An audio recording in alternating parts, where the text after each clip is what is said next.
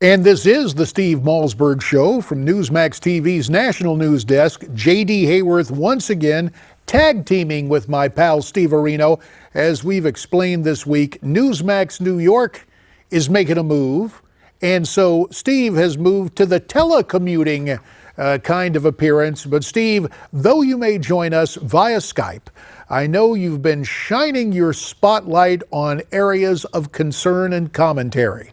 Yes, indeed. Well, always great to talk to you. You know how much I respect and adore you. We've been, for those who don't know, friends and colleagues for many, many years. So let's get to it, and let's go back to yesterday before we get to today, which is action-packed. The convention last night, Bill Clinton, and let's begin the fairy tale. In the spring of 1971, I met a girl. The first time I saw her, we were, appropriately enough, in a class on political and civil rights. She had thick blonde hair, big glasses, wore no makeup. And she exuded this sense of strength and self-possession that I found magnetic. All right, JD, before we weigh in, let's hear the other part, and then we'll talk about it. After the class, I followed her out, intending to introduce myself. I got close enough to touch her back, but I couldn't do it. Somehow I knew this would not be just another tap on the shoulder, that I might be starting something I couldn't stop. I got to tell you, JD, first of all, the whole thing's a fairy tale. And then the choice of words. I got close enough to tap her back, but I couldn't do it. I mean, this is a guy who's been, had accusations leveled against him. And then he would start something he couldn't stop. I mean, it was just bizarre to me. But Steve, you got to remember, on the podium at the Democratic Convention, former President Clinton is in an irony-free zone.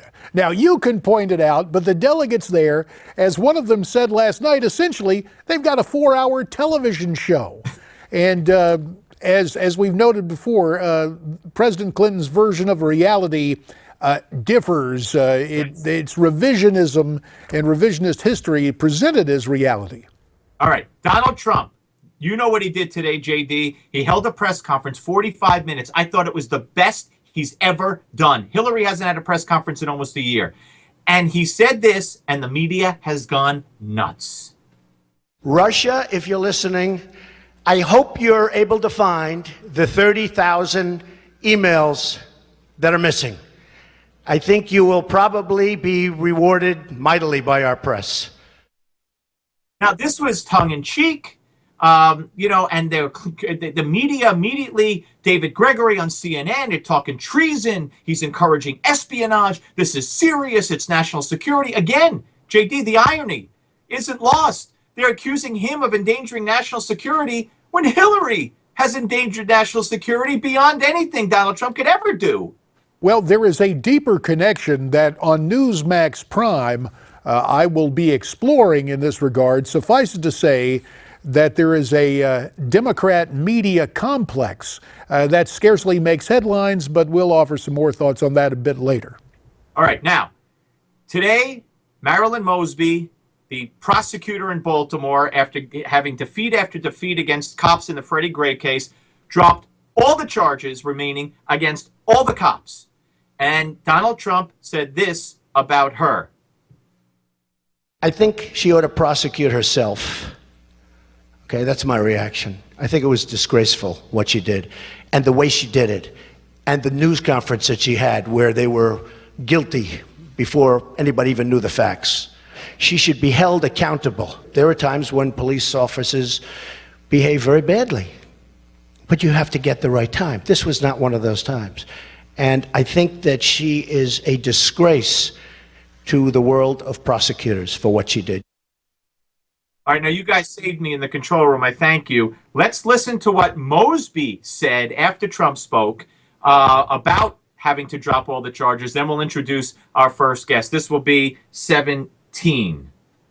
no matter how much we may disagree with his rulings.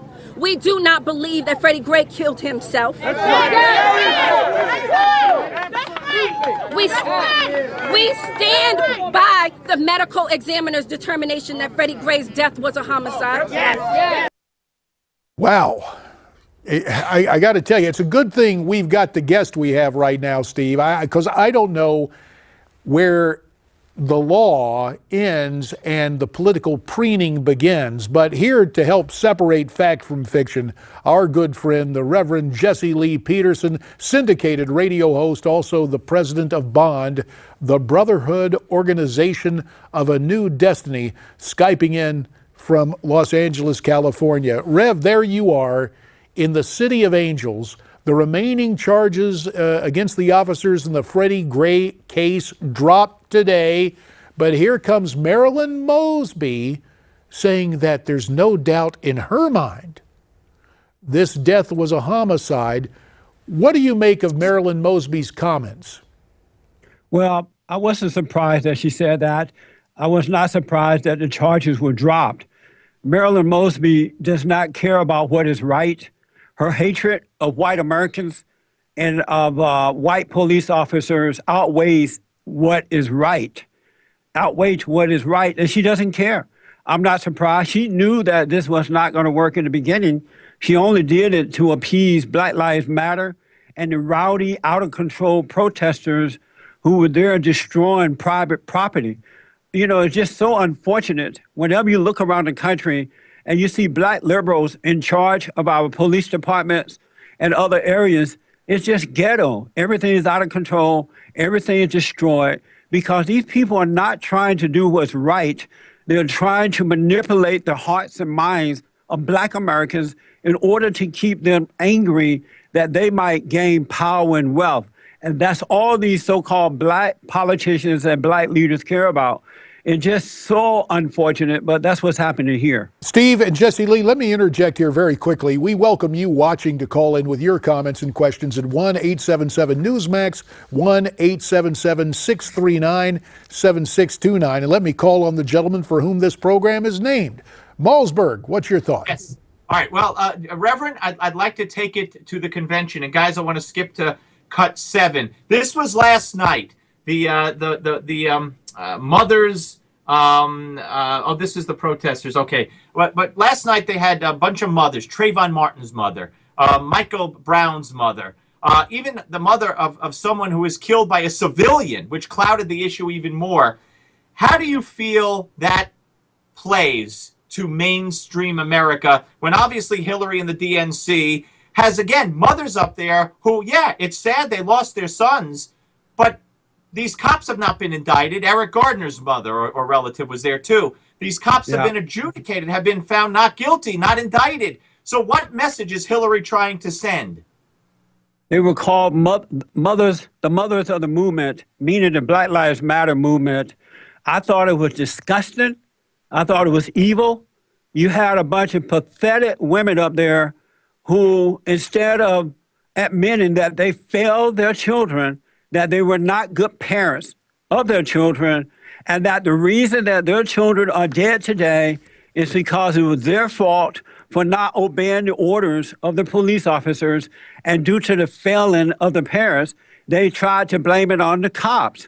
And the reason that Hillary Clinton and others brought these type of people out there is because whenever the Democratic Party is in trouble, they haul out these angry, godless black people and put them up there as pitiful souls where racism is keeping them down in order to get the votes from the black community. Hillary Clinton knows that if she doesn't get majority of the black votes this time around, she's out of there. She will not win. So this is a desperate attempt to win the black vote by making them or causing them to believe that the police officers are guilty of killing those black people. They had nothing else to do but to kill those black Americans.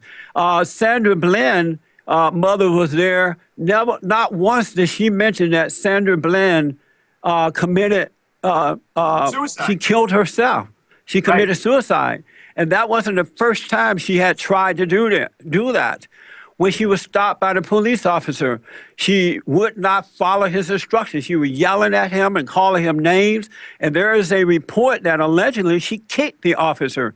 So when she went to jail, she committed suicide. But that woman stood there and gave the impression that her daughter was killed by a racist police department. And then gentlemen, let me intervene Trayvon right Martin- here because there are some other calls coming in, Reverend Peterson and Steve. Let's go to the phones. Melrose Park, Illinois is where Mary Rose is watching tonight. Mary Rose, welcome to our program. Hi, JD. Hi, Steve. Hi, Mary Rose. Hey. Hi. You know what? I was disgusted by those women. First of all, my son died in 2014. Sorry. Okay, I'm white. Now, my son died suddenly and unjustly from a hospital. He was not a thug. He was not a criminal. But she has the nerve to put women up there where their sons committed crimes. Yeah. Okay, I don't get it. But yet I can't get no justice for my son. Well, it is sad. It is sad. They don't care about what is right. They don't care about Black Americans. They'll use some of the worst people in the Black communities in order to get the vote. Trayvon Martin's mother was absolutely shameful. I couldn't believe her saying that she really didn't want to be there. She's lying. If she didn't want to be up there, she would not have been there. Trayvon Martin was a thug, smoking pot, carrying a gun, just a thug. And his mother and father failed him. Trayvon Martin attacked Joyce Zimmerman, and Joyce Zimmerman defended himself. But yet she was there pretending that she had this little innocent son tiptoeing through the tulips, and Joyce Zimmerman had nothing else to do but to kill him because he was Black. Had those women been decent, honest women, they would have said to the Black community and to the world, look, we failed our children. They didn't have a father and mother together. We didn't raise them in the right way. And unfortunately, Don't Jesse be like Lee, us. the clock has gotten a hold of us. Time is truly a four-letter word, but we thank you, Reverend Jesse Lee Peterson, Brotherhood of a New Destiny. We really appreciate your time from Los Angeles tonight. Now, Steve, more is coming up, more in the person of Milo Yiannopoulos. Yeah, the guy who has been banned from Twitter for the rest of his life. He'll talk about that and more as we continue here on the Steve Malzberg Show for a Wednesday evening on Newsmax TV.